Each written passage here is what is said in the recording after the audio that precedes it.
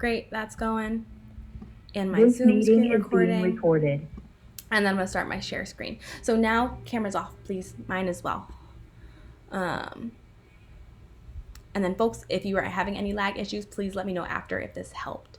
So for one thing, we just have our syllabus here, just like even before we get into lecture. It has not been updated for the adjustment to next week. So you'll still see Wednesday as co-challenge day. That will be Thursday. Before the end of today, you'll see the adjusted schedule, but what I sent you guys on Wednesday is accurate. Before we jump into our two apps, actually let me show you the two apps first, and then we'll talk about the life cycle methods. So the first one is I have this little app here, and it's like an imaginary stock ticker, basically. So there's some behaviors in this app that I want to create with you guys, and we'll go over which life cycle methods do we use, and I want to get some votes using annotations for that. So the feature is this one we'll need. It's basically this number is going to need to change once a second, every second, to a random number 1 to 100. And then we have to give the user the ability to start or stop it with this button. And I want it to change color based on whether the number increased or decreased. Then we've got our second application, which, let me get to the front end, is this Slack Iron application. So when this loads, we'll need to get all of the channels that we have in my little pretend Slack Iron. Those are all here. And then when we click on one of those channels, we need to populate the channel information and the messages underneath as well. So those are the two applications that we'll build, like mini apps, in order to practice the lifecycle methods. So as you guys already know, there is a pre-work video that really takes you through console logging each of the methods and also talks high level about why we would use them. Before we jump in, I want to make sure that we have some common grounding on these methods, just high level, so you guys can do that voting on which one of these do we need if we do need a lifecycle method. So this visual is up in the README for you guys, but I think is a really helpful tool. Notice up here that it does say show less common lifecycle methods. So we're really only going to look at this smaller diagram, but React's earlier versions relied a lot more on many more lifecycle methods, which they haven't fully deprecated, but they have basically stopped encouraging use of. So you may see some of these when you work, know that they exist, you can search them, but I don't actively teach them because we're not encouraged to use them. Did my Zoom just quit? Is anyone here? What just happened? Good. Oh, that's weird. So I had the sidebar open so that I could see you guys' faces, or like not faces, and then yeah, okay, that was very strange. It just closed on its own. Sorry. Okay, so let's go back to the lesser versions. So two of these hopefully look really similar or familiar and straightforward already. So in the mounting or like birth phase of a component, it has to be constructed before anything can happen, and then it renders. And the very last thing that happens during that first phase is component did mount. And did mount is invoked immediately after the component is mounted, i.e. inserted into the tree. And so once it starts to appear on the DOM.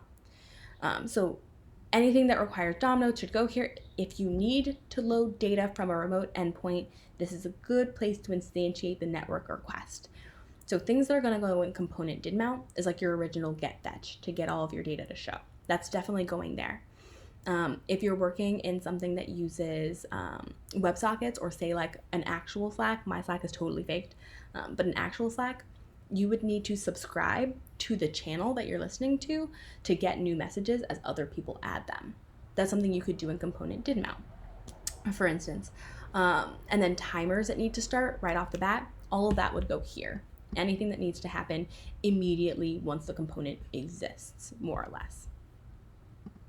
All right, so in addition to that, we also have the updating cycle. And this is the component living its best life. We've already talked about some things that will trigger a re-render. So one is that set state, is that method that we have to use instead of mutating state, will trigger a re-render. The other thing is new props. Anytime a component gets new props, triggers re-render. The last, didn't mean to click that, is this force update over here. Force update, I explicitly don't teach because while you can use it, it's a band-aid fix. Realistically, what should be triggering your re-renders should be some state changing or some props changing. You should not have to force the update to occur. So I don't teach it because I don't want you guys to rely on that. It's not something you'd want to push to production. Once any of these things change and we have that re-render in the living its best life cycle, you get component did update is our next life cycle method that you'll see. And this one is a little bit different because this one gets a few arguments. It gets prev props, prev state, and so inside of this method, we have access to both the previous version of props, our previous version of state, and our current versions of props and state. In case you did not catch this from the reading or haven't had a chance to look at it yet, please do. Lifecycle methods only in class components. We've got state, it's only class components. So lifecycle methods are the other reason besides needing state that you would need a class component are these methods. Because you have access to the previous and the current versions, the reason you would need component did update is if you need to do some behavior based on how props changed previous to now or how state changed previous to now. That's behavior you would want to put inside of component did update. Snapshot is related to some of the lifecycle methods they no longer encourage use of. And so I also don't really delve into it because you essentially got to get snapshot before update, like figure out how you would want to format the snapshot of what your component looks like. And they don't encourage use of that anymore. So I don't delve into it.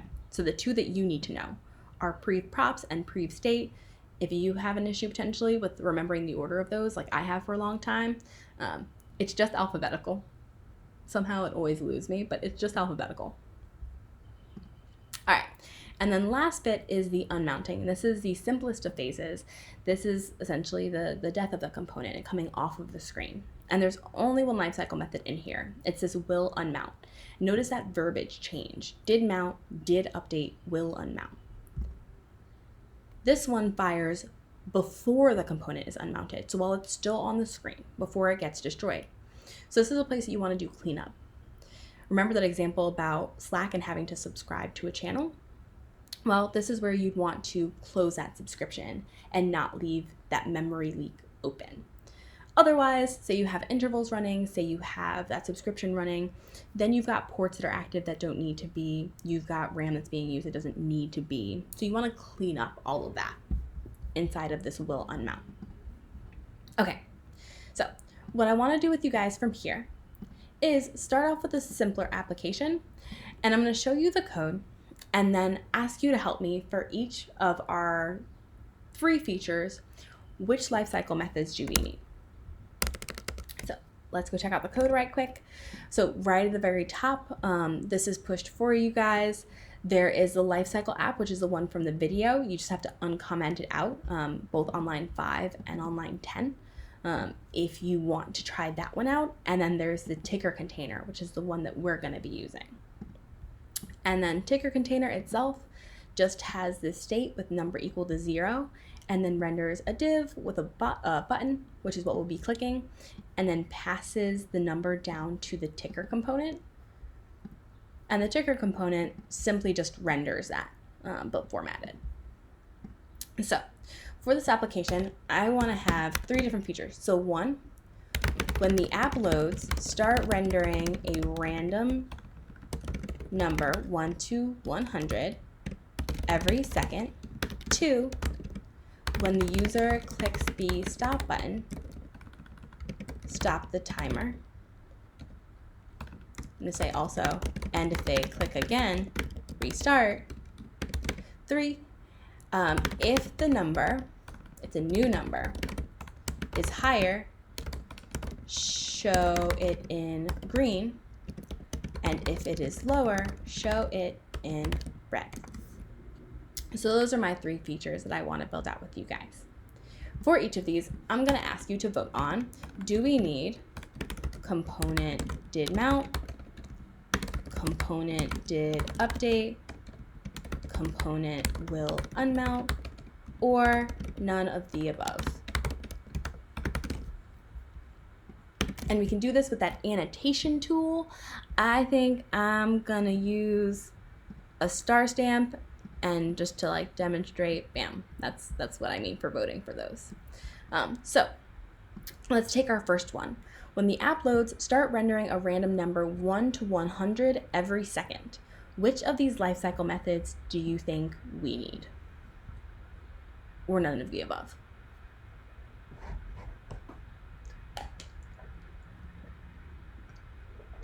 Spot on, y'all.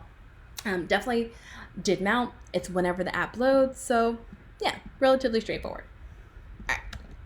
So just like render, you don't need arrows for this. We are inheriting those from React component. So component did mount. And here's where I need to every second reset the number in state. So I'm going to set interval, start my callback here, and say that's going to happen every 1,000 milliseconds. And I'm going to say this dot set state number to math.seal. In case you don't know about math.seal, it's the opposite of math.floor. It will just round you up to the higher integer. Math.random times 100. And so this is going to get us a random number from 0 to 1, multiply it by 100 to get to the 100, and then max it, so we're going from 1 to 100 instead of 0 to 99. And then we pass that down. So now we have the set interval set up. This should automatically start running, and we should be able to see that number changing every second when I reload the app. Yeah. All right. So we've got the first one done. The number is changing. I think that's every second or so. Now, number 2. When the user clicks the stop button, stop the timer. If they click again, restart. What of these lifecycle methods do we need, or none of the above?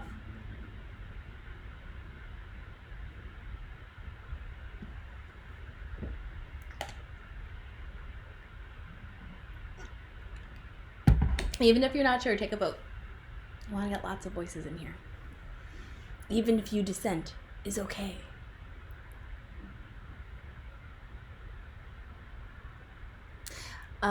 So actually, what I like to do, we have a very, very strong basis for component did update, but the one that we're actually going to be for this case is none of the above. Anybody that said none of the above, are you down to share in the chat or unmuted why you thought none of the above?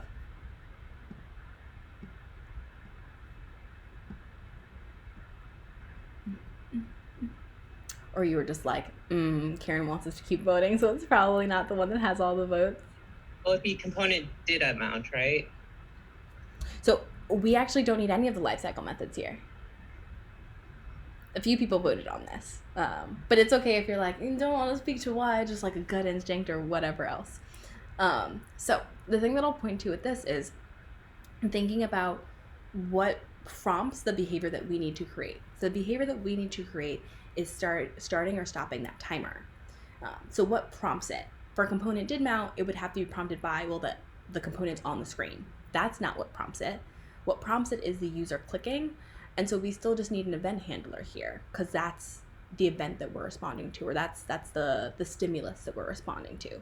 The stimulus isn't a change in state or a change in props. The stimulus isn't the app loading on the screen or the component about to come off of the screen. It's just when the user clicks. And so some stuff is going to stay the same to what you already did, which is that event handling. This is one of those.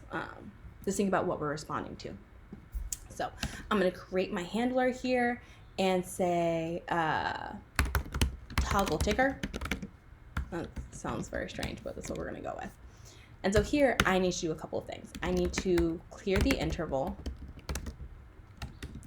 or based on some condition, restart the interval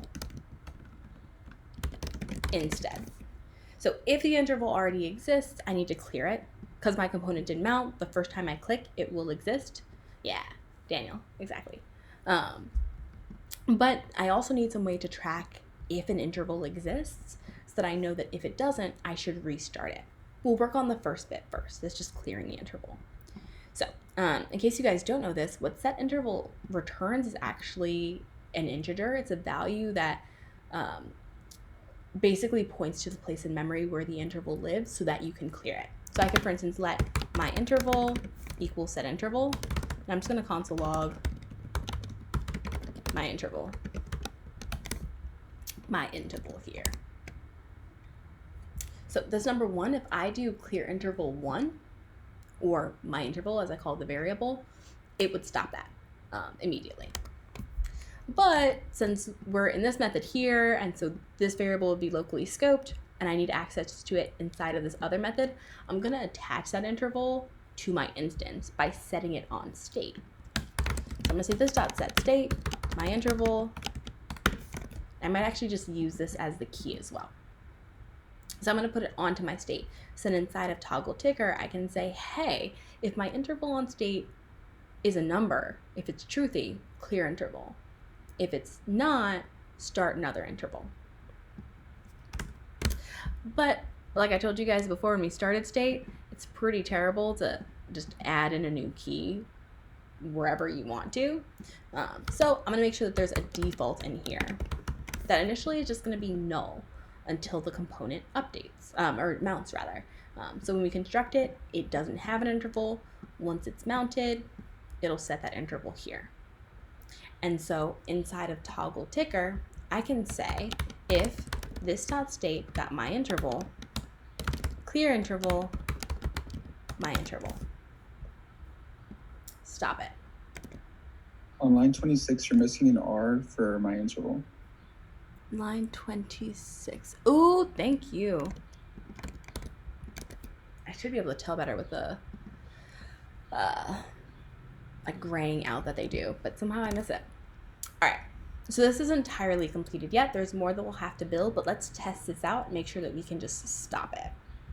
So my button on click equals this dot toggle ticker, and we're gonna try this out. Dun-dun-dun. Ticker container line 37, my interval is not defined.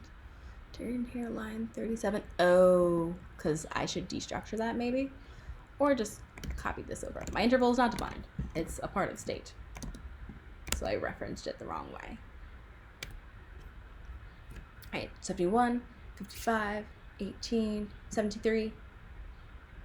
Nothing. So we can successfully stop it. Now we need to be able to restart it. And so to restart it, we essentially need to do this exact same thing. So in order to stay dry, what I'm going to do is make a handle interval creation. I'm going to name a helper method here for me. That's just going to do all of this behavior. And then I'll invoke it inside of my component did mount, and I'll also invoke it inside of my else case here. My else case when no interval currently exists, so create a new one. Hey Karen, can I jump in with a question? Of course.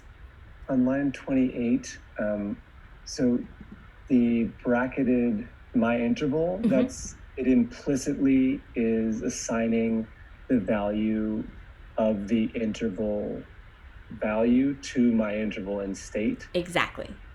Okay. Yeah, that's something called key value assignment shortcut. So if I have a variable and I want the variable name to be the key in an object and the variable's value to be the value of that key, I can just place it in the object like this and it knows to read it that way. Cool, thank you. Okay, before I go test this out, anybody notice anything that they think will not work in my code? There's a little bug, which if nobody catches it, I'll plug some console logs to show you guys.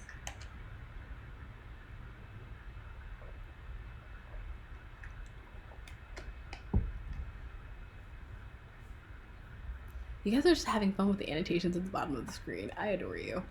All right, so what I'm gonna do is I'm just gonna console.log this.state inside of our click handler so we can see what it is every time we click. And I have it fully set up, hopefully, so that if the interval exists, it'll clear it, and otherwise it'll start a new one. Refresh for good measure, 0, 46, 83, 60, 89, stop. And so we've got numbers 89, my interval is 1, I click it again, and it still sees numbers 89 and my interval is 1. So I never nullified my interval again. I need to nullify this thing on state so that I have that condition correct of, hey, does an interval still exist? Even if I clear it, like the number hasn't kept updating, I have cleared that interval, but I haven't given myself inside of my app state, my apps data, the indicator that the interval is no longer running. So I can't just clear the interval here. I also need to set state, my interval, back to null. That way, the next time that I click this through, this.state.myInterval is falsy, and we get to this else case to create a new one. All right, let's make sure this works. 54, 35, 59. Nothing, nothing, nothing, nothing. Click again. 64, 69, 20, 55. Cool. All right. Let's not have this just running. All right. So, last one then. If the new number is higher, show it in green, and if it's lower, show it in red. And for this, I actually want you to think on two things. One, vote for me on which lifecycle method we need if we do. And two, do we need anything else inside of state?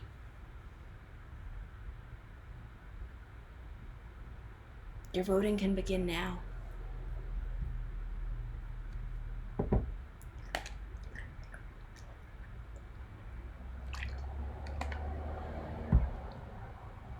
Hey, Stephen with the arrow. Respect. All right, folks. Yeah, this one is definitely component did update. Oh, the question mark is cool. I like the question mark. That's classy. Throw some hearts. All right, so component did update is in fact the one that we need to do here. And that's because, whoops, still out here using hearts. And that's because we need to do this comparison between the previous version in state and the current version in state. Do we need a previous number for comparison? Michael, so I like the way that you're thinking about like, how do we do that comparison? I'm gonna say instead of having the previous number in state for comparison's sake, let's also just track what color should be showing. Yeah, so here's the thing, is that component did update, there we go, takes two things, prev props, prev state. So locally inside of here, I can do the comparisons locally here.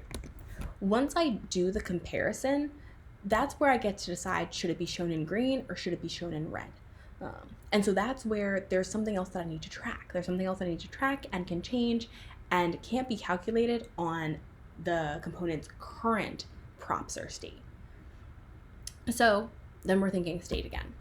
And so I'm gonna add a state in here for color. I'm gonna say white to begin with. And then I'm going to put some styling onto this component. And I'm gonna say background color, this dot state dot color.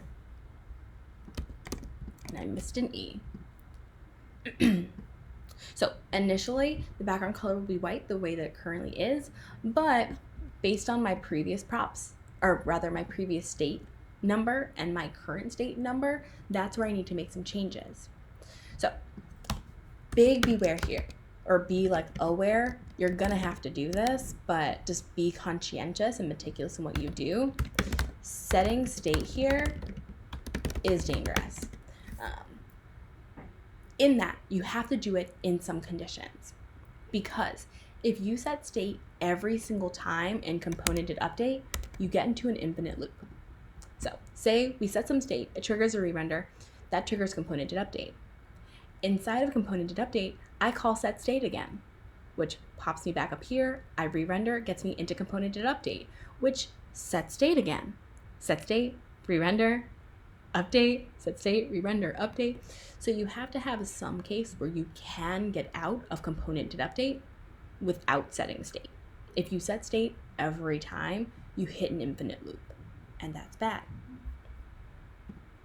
So we have to be careful about our conditions here then. So I'm gonna say if, so it's a prev state dot no state dot number is, let's say if prev state dot number, let's do it this way. This will make more logical sense to me. So this dot state dot number, when the current number is greater than prev state dot number, this dot set state, color to green,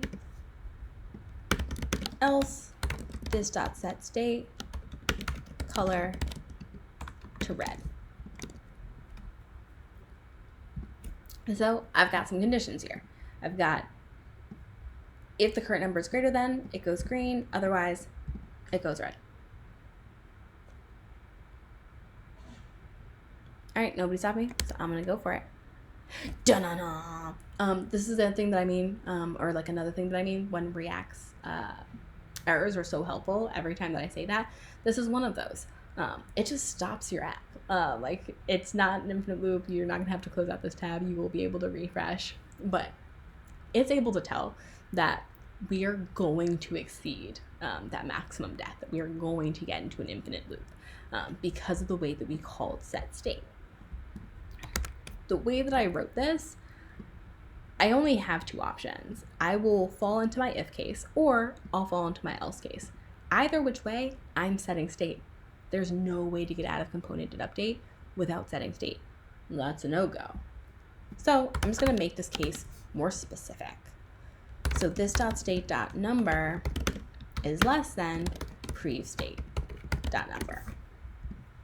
So now, this is like my exit case. When they're equal, we don't set state. So I have one exit case where I'm not gonna set state. That is enough for React to know that you're not gonna hit an infinite loop, that there is some way to exit, which is important. Otherwise, it's going to give you that warning and it's going to close out. Now, one thing that folks often at this point are like, but what if when they're equal, I want to set it back to black? You can do that, but then you got to get really intentional and meticulous and kind of snazzy with what your conditions are. And so I'm going to make that homework. If you're like, wait, I want this to be even more nuanced, cool. Think it through, test out the conditions, and then keep tweaking them until you hit success. Green, 89, 78, 40, 91, and we get that color going. And then if I stop the ticker, we just hang out, the color stays the same. If I start it again, it starts right back up. 75, 98, so on and so forth. All right, so we are doing excellent on time. Before, all right, actually one more thing, and then I want to take questions and then give you guys a break before we go into Slack Iron. The very last thing that we should do in best practices is make sure that before this component comes off of the screen, that if there is an interval running, we clear it. We don't want to have that memory leak of that continuing to go in our browser if this component comes off of the screen. So the last thing that I'm going to do is component will unmount. And I can clear interval, this dot state dot my interval. If there is a valid number in my state, it'll clear it. Otherwise, it'll attempt to clear null, and we're not going to hit an issue there. Oh, thank you, Vanessa, with all the detail skill. And so that is our last of our 3 lifecycle methods. And just to reiterate, The most essential of which is this guy here. This is the one that you're always going to use, that did mount. The did update and the will unmount, I hope it's becoming clear that there are use cases where how else are you going to get that behavior? Like, how else are you gonna get this behavior of that previous state? You could figure out some snazzy stuff with that, like Michael was suggesting, putting a previous number on state, but React provides us with this infrastructure to make that a lot easier. Same thing with will unmount. We have this infrastructure to allow us to clear out things that we need to clean up before a component comes off of the screen if we need to. All right, folks, I'm gonna give you guys a break until 11:10. If you have questions, feel free to stay and chat with me. Otherwise, at 11:10, we're going to start with Slack Iron. Dun, dun, dun. Glad you think so, Stephen. I like it. Now it actually becomes like a real life application. Karen, I have a question. Shoot. I guess this is more like I want some clarity on component did update. Sure. If I'm understanding it correctly, you're trying to specify. So because components automatically update on state and prop changes, Mm-hmm. you're basically using component did update to isolate the re-render to just specific changes. Do I have that right? I'm not sure what you mean by isolate. Okay. So you're trying to basically set more strict conditions for when a component re-renders instead of every time. Go ahead. It's gonna re-render regardless. Okay. So did mount happens after the re-render.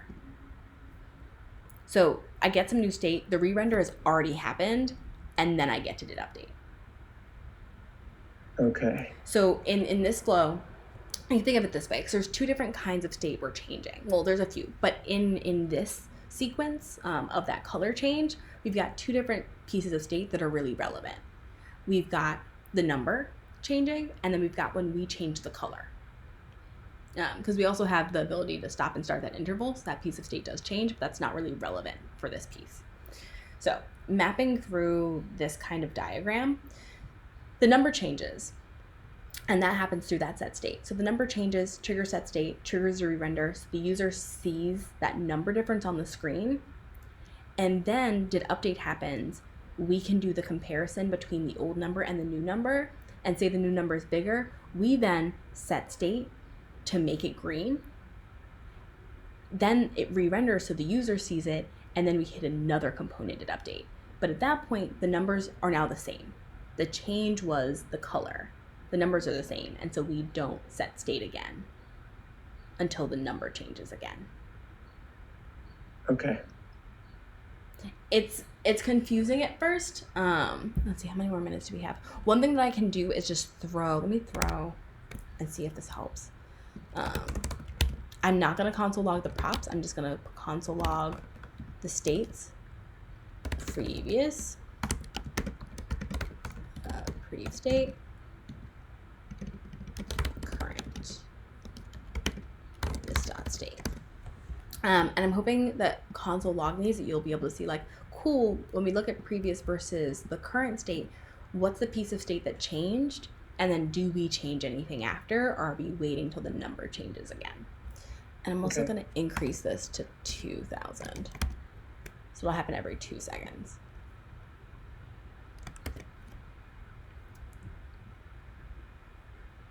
I feel like 2 or 3 of these happening maybe. Oh, I want a couple different colors. Okay. So the first time through, if I look at this, my previous versus my current, the only difference is my interval goes from null until 1. And so our component did update doesn't do anything. It doesn't set state, it just exits. Then I hit this next time through it, then what changes is my number from 0 to 2. And so when we go through our component did update, it is going to trigger a set state because the numbers have changed. And we're gonna have to change, I think, to green, yeah. because it increased to 2. And so then we get into a third time through of component did update, but now because of our set state from that component did update, it's changed the colors, but the numbers are the same. So our component did update doesn't set state again. We don't see another component did update until the number changes again on that interval.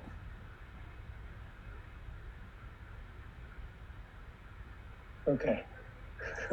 It's weird to follow at first. I think I've got the basic gist of it, but Good. Yeah. No, genuinely, especially for component did update, my main goal is for you guys to like have in the back of your head, like, essentially if somebody had a feature where you needed to compare some previous version of props and current version, or some previous version of state and the current version, that you would think to yourself, oh, component did update would probably work here. To be able to implement it immediately, maybe not, but to know what tool you needed, that's where I want you to be with this one. Okay. Component did mount, that's the one to get comfortable with. Cool. Thank you very much. Of course. All right, it is 11:10, and so we're gonna start on Slack Iron. One thing I'm also gonna do though is pull up what it's supposed to look like so you guys can see that. And so what it's supposed to look like is right when we render, we should see the list of the 3 channels over here in this left sidebar. And then whenever we click on them, we need to show the channel information, how many messages, the name, whether it's starred, and also the messages themselves. And then whenever we click on a different one, it also needs to update.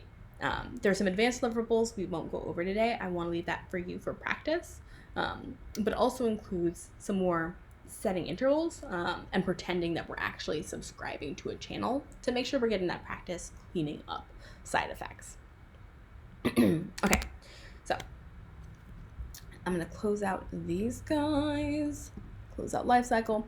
Okay, so starting from the top, cool app. So initially, state channels, just an empty array. And then from here, we're rendering our nav, our channels container, and our messages container. And then inside of messages container, I'm getting my messages is initially an empty array. And then these two are for advanced deliverables, so we won't need to do much with them yet. We have this helper method to render the channel info that has a hard-coded false here in this ternary, so that'll need to change. And then it's just mapping over the state messages in order to show all of those. The channels container is expecting to receive a few things. We also have this render channel row bit here, a helper method that should take a channel object and just render the right kind of divs. So this is where we'll be able to use this method whenever we map. And the last thing I want to show you before we get started is this requests file here. So one of the labs that we'll give you over the weekend for practice also has a file like this. It's just a helper file. So instead of having to define all of our fetches from scratch in each component, instead we do it in this file. And so I export a function that will run my fetch, has my dot then to parse the JSON, and also has a dot catch. So I can import fetch channels on the other side, invoke it, and then dot then off of it in order to use the data. Same thing for fetch channel messages. This one is just expecting the ID of the channel to format the URL here. Okay, so the first thing is we've got to populate these channels right off the bat when the component loads. We don't need to populate messages, but we at least need to see all of the channels on the side.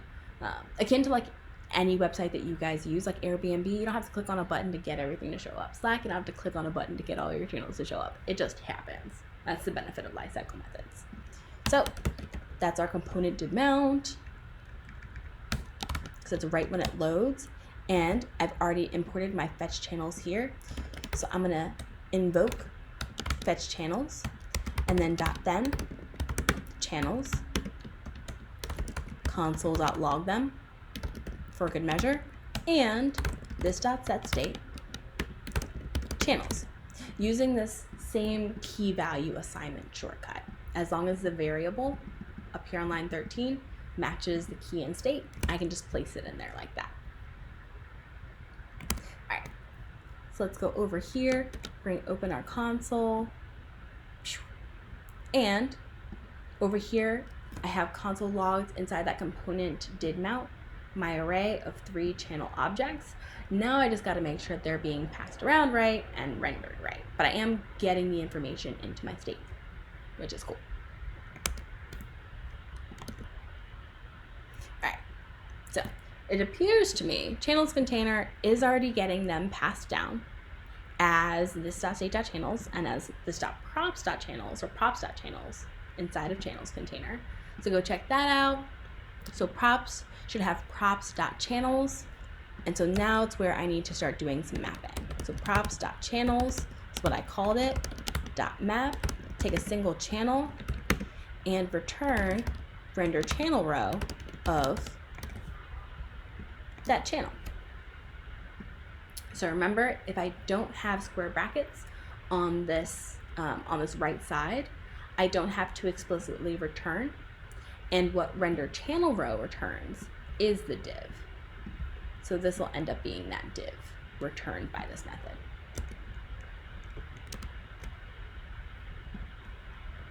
Hey. All right, so we've got all 3 of them up here. They're not in start or general yet. We'll do that after. For now, let's worry more about the clicking functionality and getting all those messages.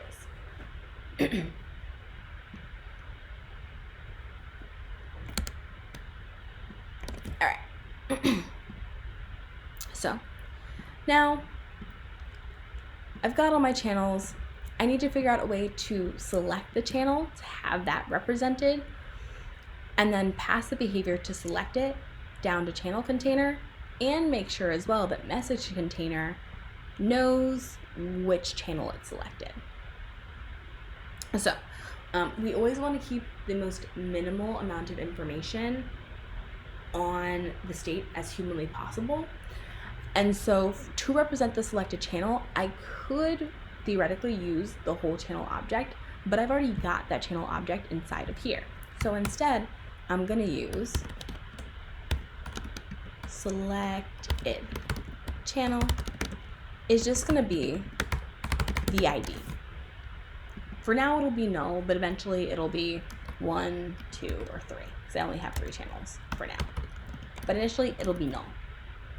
And so, in order to select the channel, I better receive its ID, and then I can this.set state selected channel to that ID.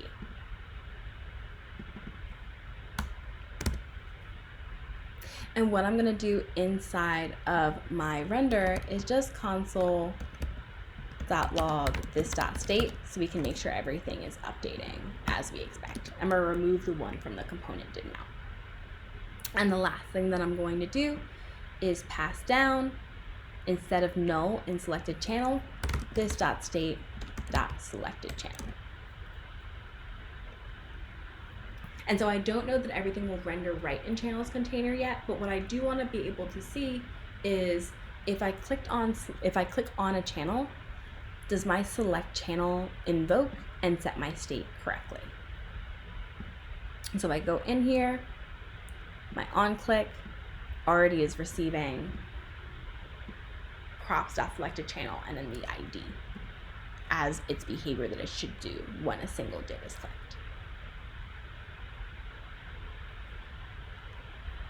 Oh, and I finally caught one of these myself. Up here on line 7, select channels grayed out because I'm still using props dot down here, which is unnecessary. Sweet. Okay, let's go over to console. Clear it out, and then if I click on Tiger Lovers Unite, for instance, cool. It gets its conditional styling because it knows that it's the active one now. And in app, I can see selected channel is now 1. If I click on Flatiron Sayings, it's now 2, 3. so on and so forth. So everything inside of channels container pretty much updated, but now we got to work on those messages.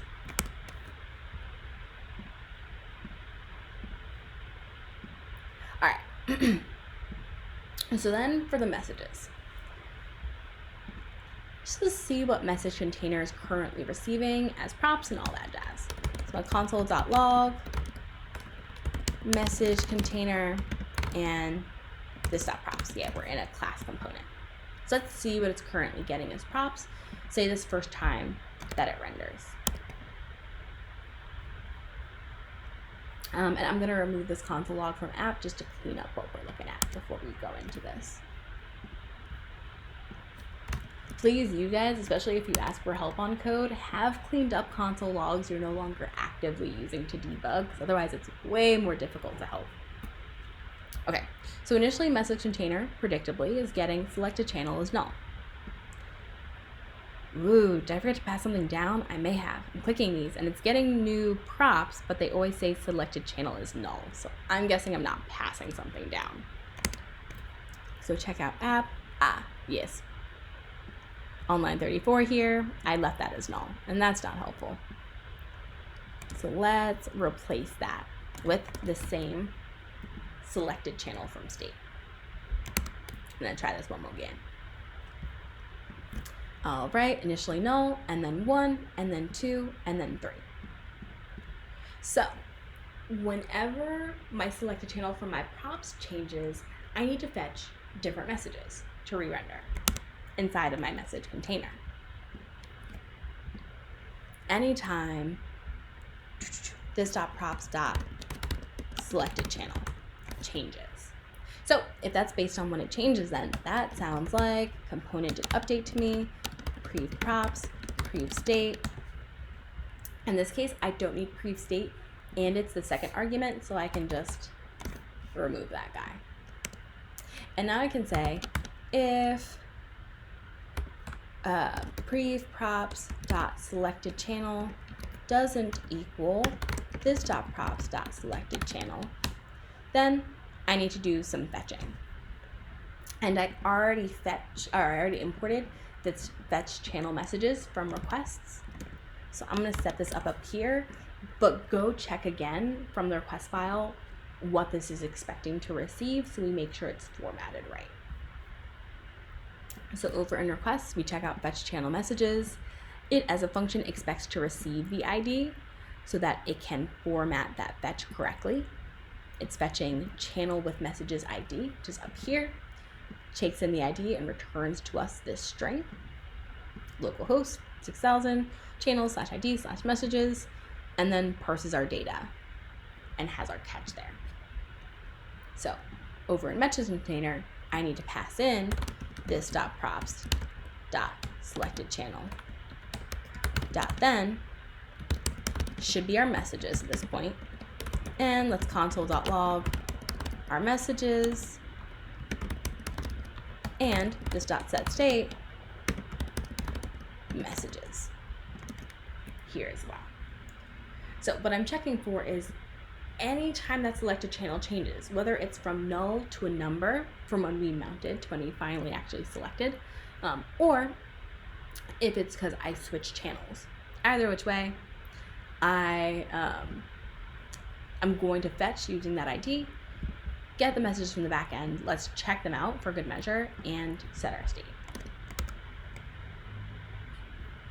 All right, message container null. Null is our channel, our selected channel right now.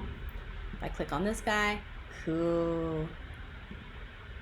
Flatiron sayings, absolute nonsense. If at any point you need some like lorem ipsum but want it to be a little bit more fun, there's this website called Cupcake Ipsum that makes you just like sweets related ipsum. It's pretty great.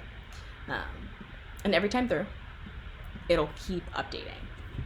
Anytime that changes, it'll fetch to the right endpoint for me and then update my state accordingly. Now, the thing that I do need to fix is that this still says please select a channel, which not so helpful. So how do I get that info here? So right now, this .props.selected channel is just the ID.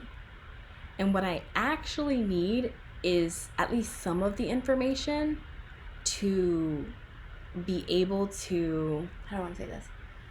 I want at least some of the information to be able to render the channel info here. I want to be able to show the name. I want to be able to show a star if it's starred. I want to show the number of messages. So that means that I can't just pass down this ID here. I need to pass down some more information. This is one of those times I feel like is easy as a beginner in React to be like, but what information and where and what is like, make a plan and then try it out. Just make sure you're architecting the plan first. So for me, I like that this is going to be a simple comparison of null to a number. So I think I'm going to leave selected channel alone and then add an additional prop, channel info. In channel info, I'm going to up here, let selected channel info equal this.state.channels .find channel, where channel.id is equal to this.state.selected channel. So I'm going to iterate over all of the objects inside of that array and try to find the one with the right ID, if I even have an ID in here, and then grab that object if there is. And then I can pass down that object to my message container. Selected channel info. There we go. So message container is now going to have a new prop called channel info. And if there's a selected channel, I need to also render its info. So I can go update in message container, and I'm going to deconstruct channel info and selected channel from this dot props in order to more simply basically say, hey, if there is a selected channel, this is non-null, then let's go render, let's just start with channel info dot name. I don't remember what my channel info looks like. Let's go check out the DB. Users, channels, name, cool. So name, starred, and then number of messages. So I can do channel info dot name. I'm also gonna say, whoa, that's not what I meant. Also gonna say, let's say channel info dot starred question mark. Let's add in a star there. Otherwise, no. And we'll just keep it to that for now. Let's just render the name, and if it's starred, we'll give it a star. Otherwise, we won't. Refresh, select you, cool. Tiger Lovers Unite, apparently not starred. Put iron sayings, now we're starred. And we're getting that info as a new prop.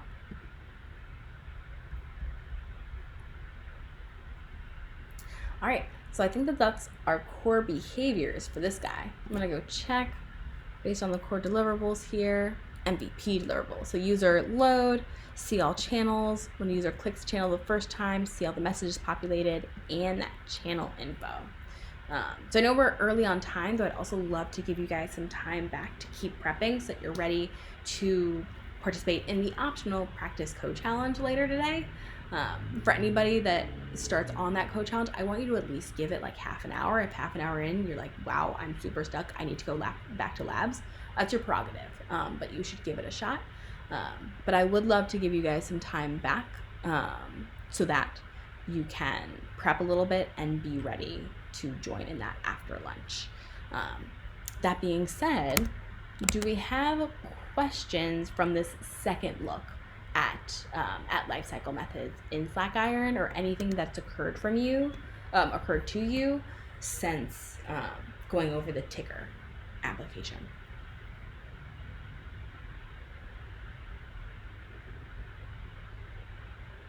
I have a question actually again. Shoot. Not to hog this, but No, it's helpful. I think for everybody else too. This is not urgent, I don't think. I'm wondering, I guess, the functionality of, Okay. So component did mount It's not, we're not using that here, I guess. We're using component Not in message container, no. In app we are, right? In app we are, correct. Okay. So I guess I'm trying to, I understand like there are some visual, I don't doubt this is obviously best practice, but I'm wondering with with the render function we have for a component, that basically renders things to the screen, right? I mean, I guess what I'm asking is, functionally speaking, could we put that fetch channels function within the render method and still have it more or less behave as we're intending? Or does component did mount do something specific that render does not? So essentially, the thing is that component did mount only runs once. And we only want to fetch this once. So I'm actually going to move this over for a moment at least to the render. And we're just going to see what happens. I really hope this is not annoying to anybody because that's always going to be my answer. It's just like, let's just see what happens.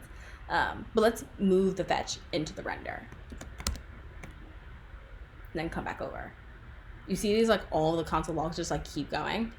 Yeah. It's because it's refetching every single time, because every time we render, it's going to trigger that fetch, which is going to set new state, which is going to trigger re-render, which is going to set the state, which is going to trigger re-render over and over and over and over and over and over again. So what component did mount gives us the ability to do is to do it just once. Cool. Okay, great. Thank you. For sure. All right, folks, I will stay on if there are more questions. However, if like you're cool and you feel like you've got enough information on this to go ahead and start practicing, you can jump off of this call. If you have more questions, I will stay on and take a few more until we've lost a critical mass of students on here.